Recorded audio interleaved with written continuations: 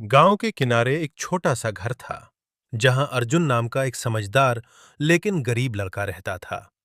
वो हमेशा सोचता था कि काश उसके पास कोई जादू होता जिससे वो अपनी और दूसरों की जिंदगी बदल सके। एक दिन वह जंगल में लकड़ियां इकट्ठा कर रहा था। तभी उसकी नजर एक चमकती हुई चीज पर पड़ी। अर्जुन। अरे, ये क्या चमक रहा है? कहीं ये जादुई चीज तो नहीं? अर्जुन पास गया और उसने एक सुंदर जादुई छड़ी उठाई। जैसे ही उसने छड़ी को हाथ में लिया, एक मधुर आवाज सुनाई दी। छड़ी। मैं जादुई छड़ी हूँ। मैं तुम्हारी 3 इच्छाएं पूरी कर सकती हूँ, लेकिन सोच समझ कर मांगना। अर्जुन। सच में? मुझे 3 इच्छाएं मिलेंगी, लेकिन मुझे पहले सोच लेना चाहिए। अर्जुन घर लौटा और अपनी माँ को सब कुछ बताया। माँ।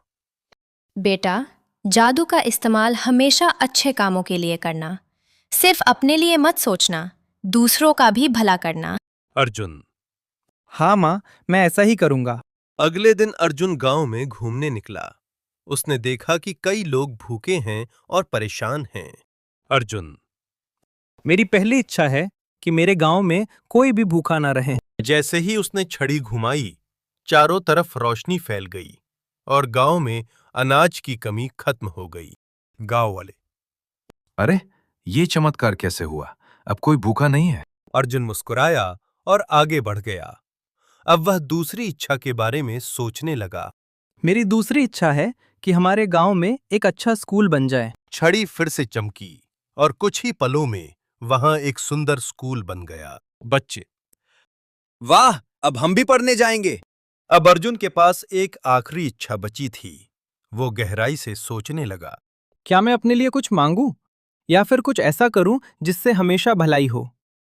उसे अपनी माँ की बात याद आई और वह मुस्कुराया। मेरी तीसरी इच्छा है कि इस छड़ी की ताकत हमेशा अच्छे कामों के लिए ही इस्तेमाल हो और कभी बुराई के लिए न हो। छड़ी तेज रोशनी के साथ चमकी और धीरे धीरे गायब हो गई।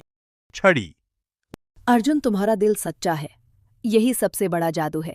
अर्जुन समझ गया कि असली जादू छड़ी में नहीं, बल्कि इंसान की सोच और नेक दिल में होता है।